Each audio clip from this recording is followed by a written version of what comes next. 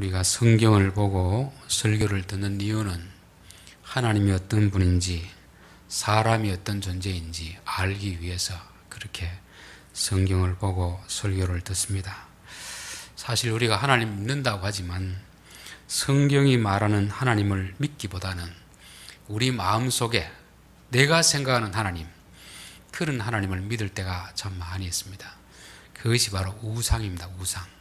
실제하는 하나님이 아니라 내가 생각하는 내 마음으로 만들어 놓은 그 하나님을 믿을 때가 많다는 것이죠.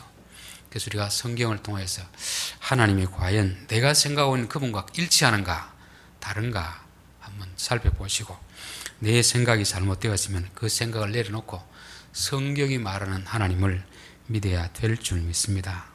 사람에 대해서도 사람이 자기를 잘 아는 것 같지만 사람만큼 자기를 모르는 사람이 또 없습니다. 그래서 소크라테스가 너 자신을 알라. 나는 나를 잘 안다고 생각하지만 사실은 나를 잘 모릅니다. 대체로 착각하며 사는 경우가 많이 있잖아요. 그렇죠? 그래서 그것이 어리석은 사람이 어리석은 사람.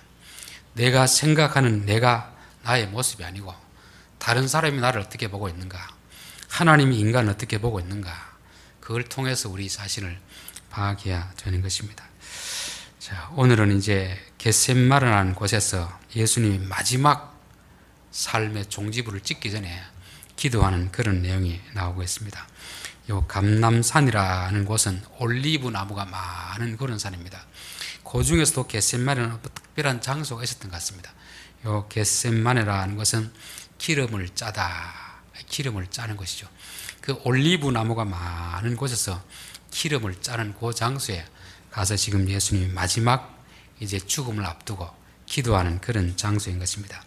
아마 기도라는 것이 우리의 온 생각들을 다 짜내야 하는 그런 것이 아닌가. 그래서 우리의 욕망, 우리의 이생의 어떤 자랑 다 짜내고 오로지 하나님의 뜻만이 나오는, 순수한 기름만이 나오는 그런 장소를 의미하는 그런 뜻에서 이 장소를 선택했는지는 모릅니다.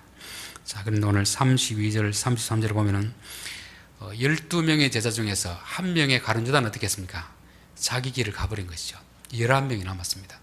11명을 데리고 이 겟세마네라는 곳에 와서 8명은 여기서 앉아 머물러 쉬어라. 앉아 있으라는 말은 좀 쉬라는 말입니다. 그리고 3명은 어떻게 합니까?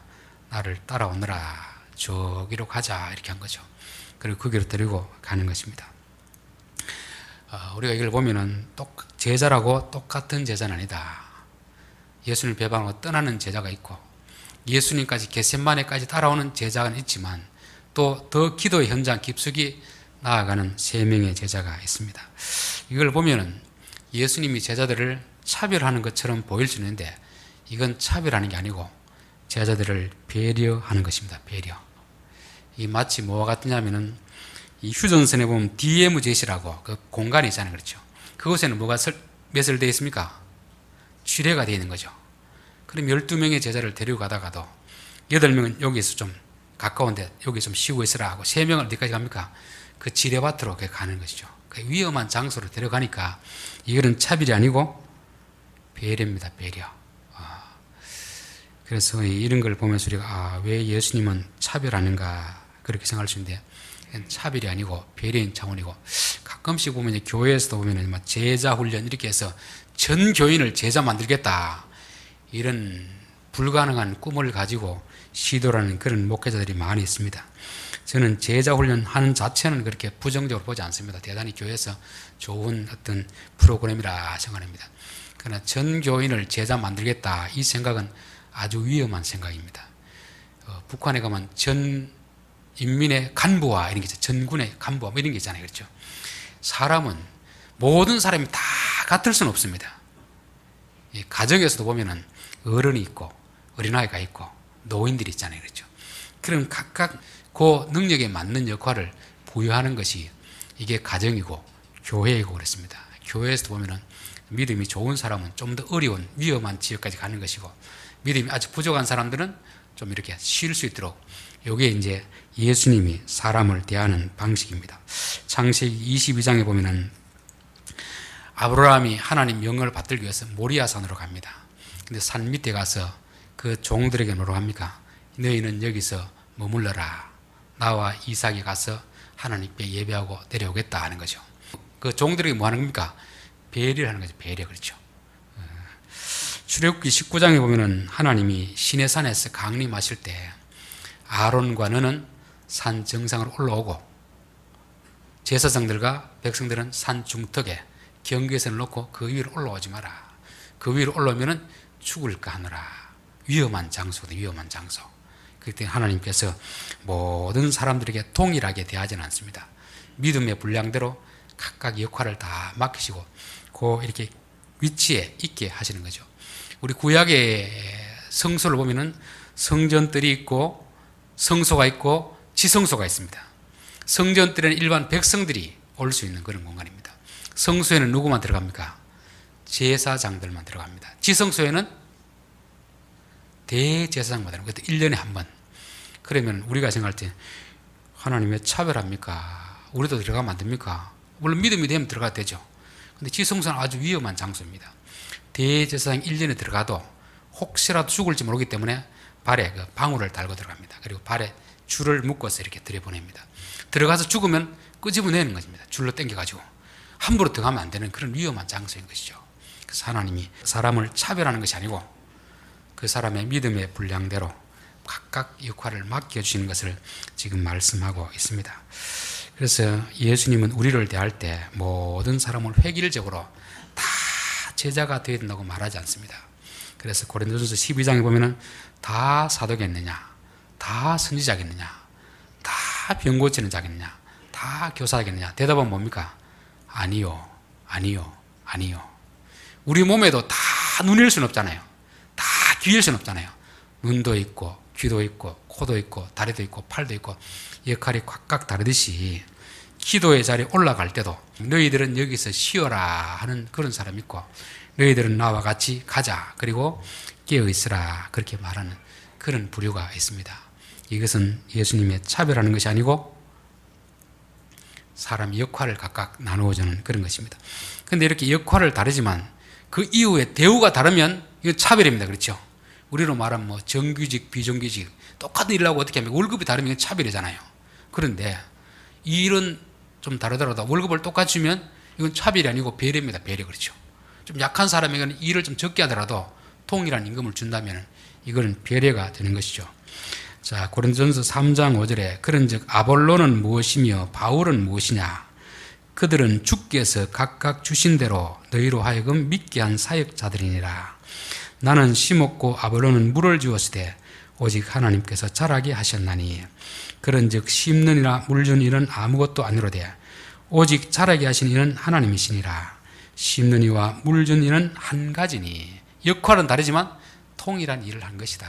그래서 우리는 교회 안에서는 뭐 서로 이 역할을 가지고 서로 내가 뭘 해야 되겠다 그렇게 따질 필요가 없어요.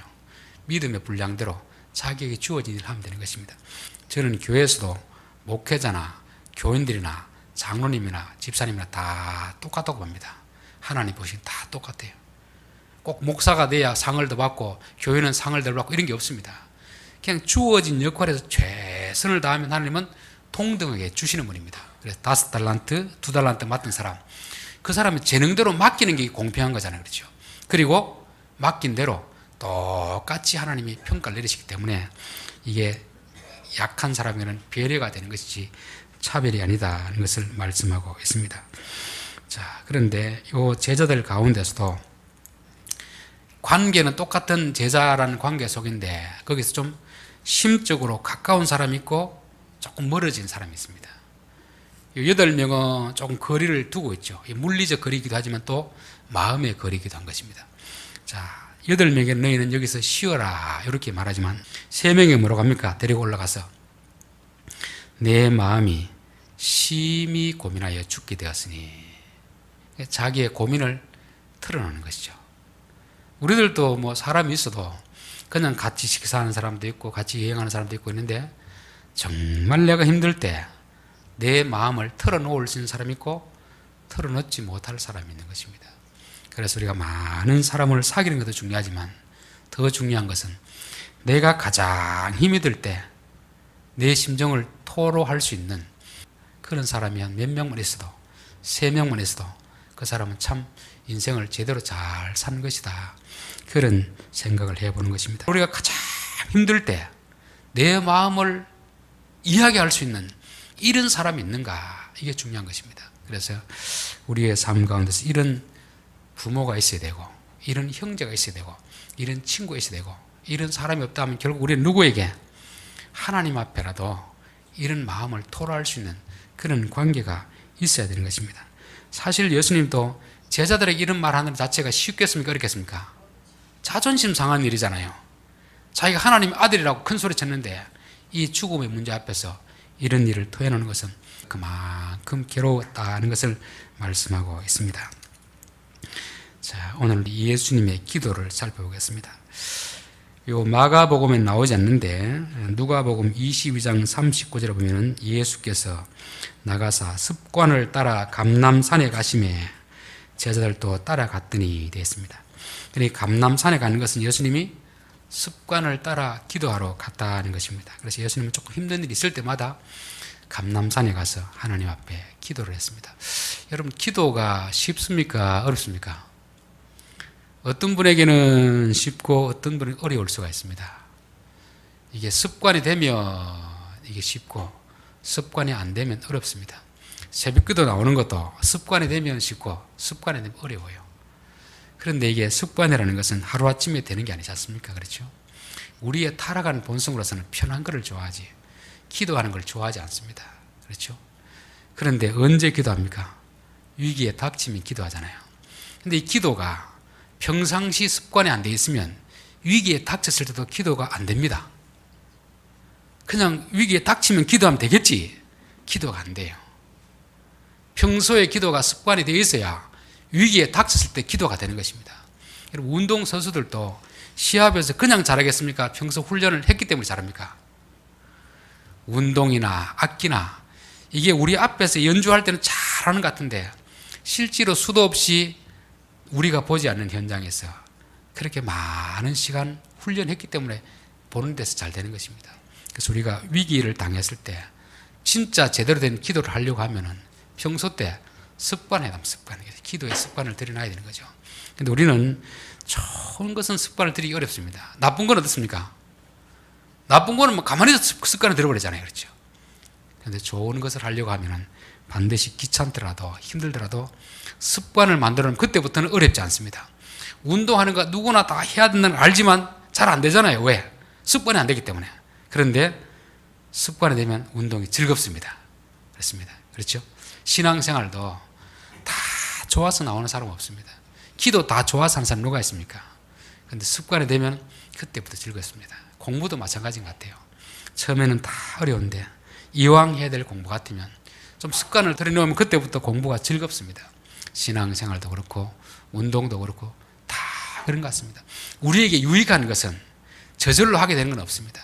정말 어려움을 당해서 어쩔 수 없이 하다가 습관이 되는 그런 것이죠. 예수님도 기도가 습관이 되었습니다. 자, 두 번째 기도는 자신의 솔직한 심정을 토로해내는 것입니다. 하나님, 내가 심히 괴롭습니다. 하나님 능력 있는 분 아닙니까? 능력 있으니까 이 잔 넘어가게 하면 되지 않겠습니까? 솔직히 누가 고통당하는, 누가 좋아할 사람 누가 있겠습니까? 예수님도 하나님 아들이지만 이거 피하고 싶은 것이 사람의 마음이잖아요. 그렇죠? 예수님 왔을 때는 신성을 다 내려놓고 100% 인간이 되셨기 때문에 예수님도 안 드시면은 배가 고프고 힘든 일 하면 피곤하고 감정이 상할 수도 있고 다 그런 것입니다. 그래서 솔직하게 이 심정을 다 토해내는 것입니다. 그래서 아까도 이야기했지만 우리가 우리의 마음을 다 토해놓는다는 것이 사람들에게는 다 그렇게 하기 어렵습니다. 그렇죠? 사람들이 어떤 이야기를 할 때 자신의 속마음을 다 이야기하겠습니까? 아니면 자기에게 불리한 것을 다 숨기고 말 안 하고 자기 유리한 것만 이야기하겠습니까? 자기 유리한 것만 말합니다. 자기 불리한 것 말하지 않습니다. 그래서 우리는 사람들에게는 그렇게 말할지라도 하나님 앞에는 어떻게 해야 됩니까? 내 속마음을 다 이야기해야 됩니다. 우리는 아이고 내가 그래도 목사인데 뭐 이런 기도를 해야 되느냐? 그런 그게 어디 있습니까? 자식이 부모에게 못할 말이 어디 있습니까? 다 이야기하는 거죠. 부인이나 자식에게는 못하더라도 부모에게는 이야기를 다 할 수 있잖아요. 자식이라면 그렇죠. 그래서 우리가 하나님 앞에 기도할 때는 하나님 이만저만 내 마음이 솔직히 이랬습니다. 하나님 앞에 실망을 좀 많이 했습니다. 하나님 앞에 좀 삐졌습니다. 그건 말할 수 있습니다. 그렇잖아요. 하나님 솔직히 내 욕을 원합니다. 이거 들어주십시오. 이야기할 수 있잖아요. 기도라는 것은 진실을 말해야지 가식적으로 이건 사람들 앞에 하는 것이지 하나님이 다 알고 있는데 그 앞에서 괜히 폼 잡을 필요가 없잖아요. 그렇죠? 하나님 앞에서는 가장 진실된 기도를 하는 것이 진짜 기도라 하는 것입니다. 그러나 기도가 내 뜻을 말하고 내 소원을 말할 수 있지만 결론적으로 누구의 뜻을 쫓아가겠습니까? 내가 원하는 건 이거지만 그러나 내가 원하는 대로 되는 것이 아니라 아버지의 뜻대로 되기를 원합니다. 우리의 기도는 우리의 소원을 다 말할 수 있습니다. 그렇지만 하나님 내 소원은 이것인데 아버지의 소원이 이루어지기를 원합니다. 그래서 기독교의 기도와 다른 종교의 기도가 다른 게 요거 있습니다. 마태복음 6장에 보면 너희는 이방인처럼 기도하지 마라. 중언부언 기도하지 말고 자기 욕심을 따라 구하지 말고 이렇게 기도하라 하면서 하늘에서 이루어진 뜻이 땅에서도 이루어지기를 원하나이다. 그렇게 기도해라. 왜냐하면 우리의 원보다는 아버지의 뜻이 훨씬 더 우리에게 유익하기 때문에 그렇습니다. 우리는 구하는 것이 내가 이게 있으면 좋을 것 같지만 알지 못하고 구하잖아요. 근데 부모는 다 압니까 모릅니까? 구하는 대로 다 들어주는 것이 하나님이 아니고 유리한 것은 주고 불리한 것은 안 주고 이렇게 하는 것입니다. 그렇기 때문에 우리가 어떤 기도를 하더라도 항상 끝은 하나님 내 뜻이 아니라 아버지의 뜻이 이루어지기를 원합니다. 이런 기도를 드려야 됩니다. 그래서 예수님은 주기도문에서도 제자들이 그렇게 가르치셨고 또 자기도 어떻게 합니까? 그렇게 기도하는 것입니다. 왜? 기독교의 기도는 우리의 어떤 욕망을 이루어내는 것이 아니고 아버지의 뜻을 깨닫고 그 뜻을 이루는 것이기 때문에 마지막 십자가 앞에서도 자기의 그 고통을 이야기하지만 내 뜻이 아니고 아버지의 뜻이 이루어지게 하옵소서 이렇게 기도하는 것입니다. 자, 돌아오사 제자들이 자는 것을 보시고 베드로에게 말씀하시되 시몬아 자느냐 내가 한 시간도 깨어 있을 수 없더냐. 예수님은 8명은 그 한 곳에 두고 뭐라고 했습니까? 앉아 좀 쉬어라 했죠. 그 사람 쉬면 됩니다. 그렇죠. 너희들은 여기서 뭐하라고 했습니까? 좀 깨어 있으라. 기도하라고 말 안 했습니다. 그냥 깨어 있으라는 그냥 기도하라고 막 이렇게 연결시키면 너무 비약하는 것이 그냥 깨어 있으라 하는 말은 좀 이 전쟁 영화 보면은 대장이 앞으로 가면서 너희들은 나를 위해서 엄호 사격해라. 엄호 사격. 이런 식이죠. 그렇죠. 깨어서 좀 엄호 사격을 해라. 깨어 있으라 이런 말이죠. 정신을 좀 차리고 있으란 말입니다. 그런데 이들이 너무 피곤하니까 자고 있는 것입니다. 솔직히 예수님 이들을 보면 마음이 어떻겠습니까? 좀 섭섭한 마음이 들겠죠. 이 정도 같으면 3명 정도 같으면 특별히 훈련을 시켰는데 이 정도는 할 수 있을 것 같은데 못하고 있으니까 이 말에 보면 내가 한 시간도 깨어 있을 수 없더냐. 좀 섭섭한 마음이 묻어나오는 것입니다. 묻어나오는 거죠. 근데 그 뒤가 뭐라고 되어 있습니까? 시험에 들지 않게 깨어 기도하라. 마음에는 원이로되 육신이 약하도다. 똑같은 말이라도 제자들이 이렇게 말하면 요거는 자기를 변명하는 말이 됩니다. 그렇죠? 예수님 말하면 뭐가 됩니까? 제자들을 배려하는 게 되죠. 배려. 그래 너희들 비록 육신이 이렇게 졸고 있지만 내 너희들 마음은 다 알고 있다. 너희 마음은 깨어 있고 싶은데 너무 피곤하니까 자는 거 내가 다 이해된다. 솔직히 좀 섭섭한 마음은 있지만 이해하는 투로 말하는 것입니다. 그렇죠? 예수님은 제자들을 배려한 쪽으로 말하는 거죠. 똑같은 말이라도 상대방의 감정을 건드리는 그런 말하는 게 아니고 이해하는 말하는 것입니다. 요거를 우리 지난주 수요일에 했습니까? 베드로가 설교하면서 뭐라고 했습니까? 형제들아 너희가 알지 못하여서 그렇게 한 줄 나는 아노라. 예수님을 죽인 그 유대인들을 향해서 형제들아 너희들이 예수님을 죽였지만 잘 알지 못해서 그런 줄 내가 아노라. 요걸 보고 나서 베드로가 배웠습니다. 말로 가르치는 것보다 예수님 하는 행동을 보니까 아하, 자기들도 솔직히 할 말이 없잖아요. 예수님 앞에서 믿고 그 오라고 했는데 굴굴 자고 있어 얼마나 미안하겠습니까? 너희들이 마음에는 원인데 육신이 약해서 그렇구나. 그 말을 보고서 이 제자들이 깨달았습니다. 아하, 이 실수한 사람들 볼 때 이렇게 말해야 되겠구나. 그걸 깨달은 거죠. 그래서 예수님은 이 상황 속에서도 섭섭한 마음은 있는데 오히려 상대방을 배려하는 마음으로 그렇게 말하는 것입니다. 만일 우리 같으면 어떻게 하겠습니까? 우리 같으면 내가 이렇게 고생하고 있는데 이렇게 할 수 있느냐? 그렇게 할 수 있잖아요. 이게 자기의가 되거든요. 자기의, 그렇죠. 그래서 교회에서도 우리가 열심을 낼수록 자기의가 높아지기 쉽습니다. 내가 새벽기도 나오면 안 나오는 사람 볼 때 뭐라고 하겠습니까? 저분 또 참 나오고 싶을 텐데 몸이 너무 피곤해서 못 나오는, 이렇게 말하면 참 좋잖아요. 그렇죠? 그렇게 말해야 되는데, 아니 교회 장로 권사가 내가 새벽기도 안 나오더니 이렇게 말하면 자기가 하기 때문에 정죄하게 되는 것입니다. 이게 아주 위험한 것이잖아요. 그렇죠? 그래서 우리는 항상 내가 뭘 하더라도 하지 못하는 사람을 볼 때 내가 하는 것이 기준이 되어가지고 상대방을 비난하는 것이 아니고, 저 사람도 그런 마음은 있을 텐데 무슨 사연이 있겠지, 마음은 나오고 싶겠지, 알지 못해서 그렇겠지. 이게 성도들의 마음이고 예수님의 마음이고 그렇게 하는 것입니다. 근데 이들이 두 번째 왔을 때 어떻게 했습니까? 또 자고 있습니다. 한 번 말하면 말을 길 알아들었는데 또 자고 있어요. 우리 같으면 어떻게 하죠? 성질을 버럭 내겠죠. 한 번 말하면 알아들어야지. 사람이 그렇게 말귀를 못 알아듣냐고 할 텐데, 예수님은 그때는 아무 말을 안 합니다. 그리고 제자들이 끼어가지고 오히려 자기들이 뭘 말해야 될지 모르는 거죠. 자기들이 모르는. 그래서 이걸 보면서 우리가 섭섭하다 이런 말은 1절만 1절 책망은 1절만 해야지. 우리 자꾸 2절 3절 하잖아요. 그래서 제가 애들을 키우면서 한 몇 번 하니까 제 아내가 여보 그러면 1절만 하세요. 1절 다 알아들었습니다 하더라고요. 근데 우리는 1절만 못 알아들으니까 한 번에 알아들었을 것 같으면 고쳐야 되는데 못 고치잖아요. 그렇죠?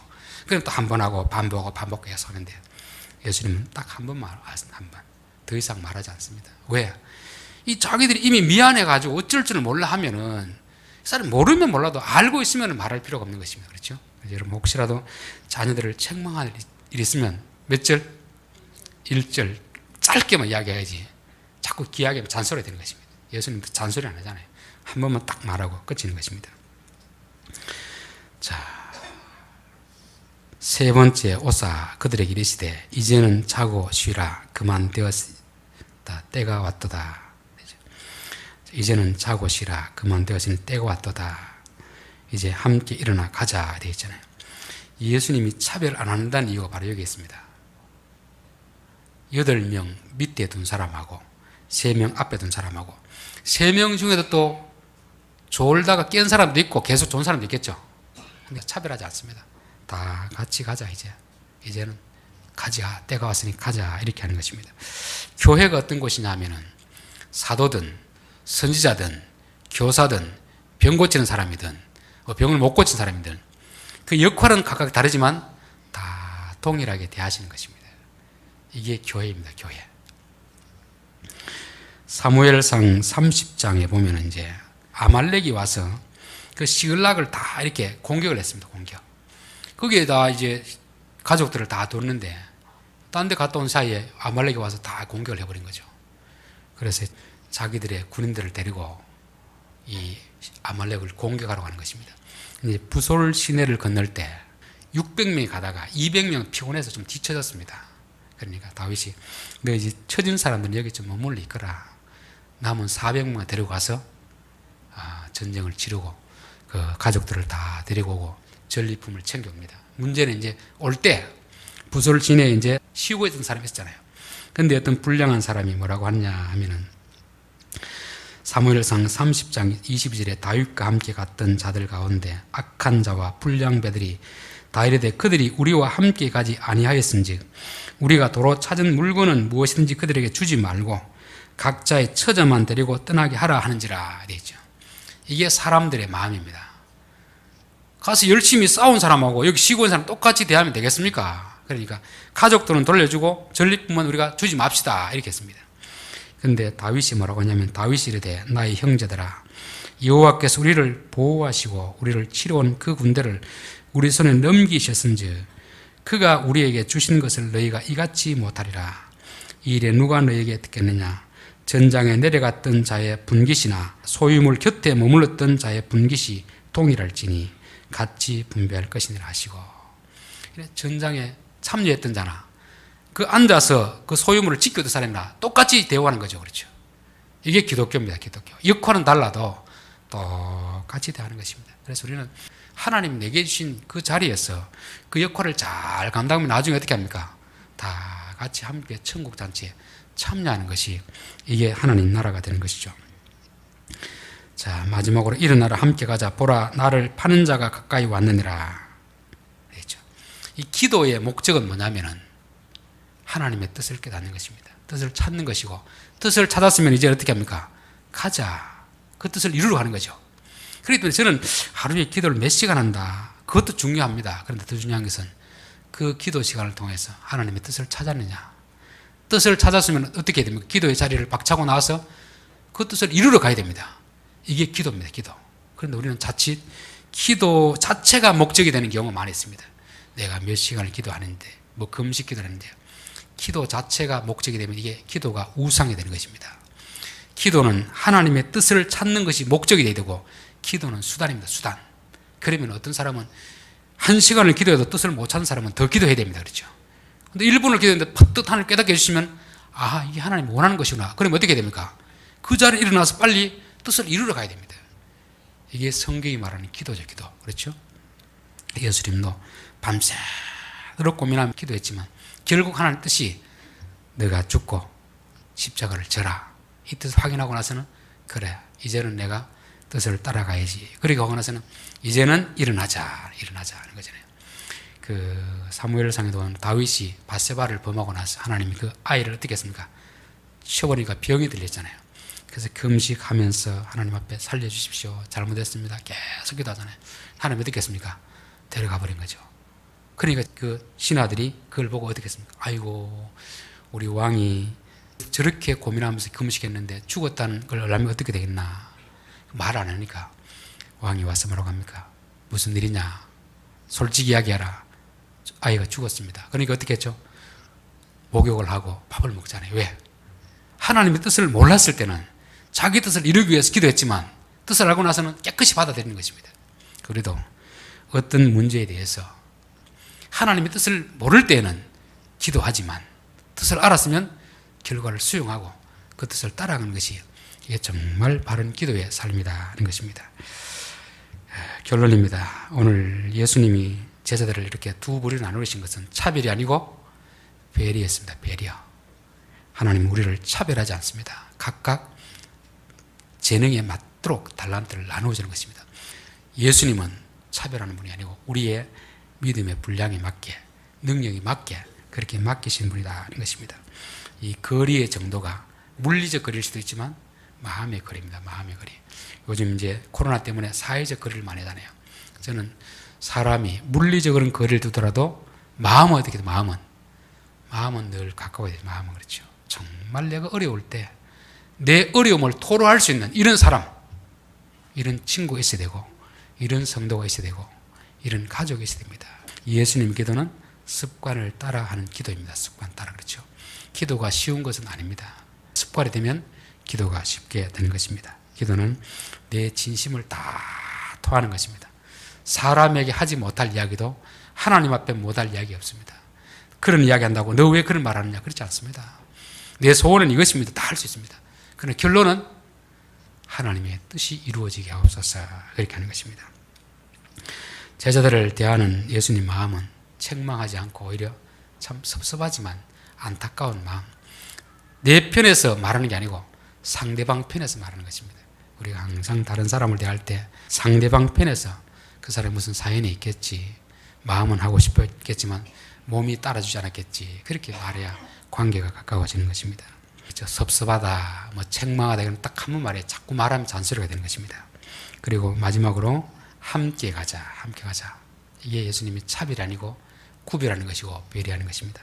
기도의 목적은 하나님의 뜻을 이루는 것입니다. 기도드리겠습니다.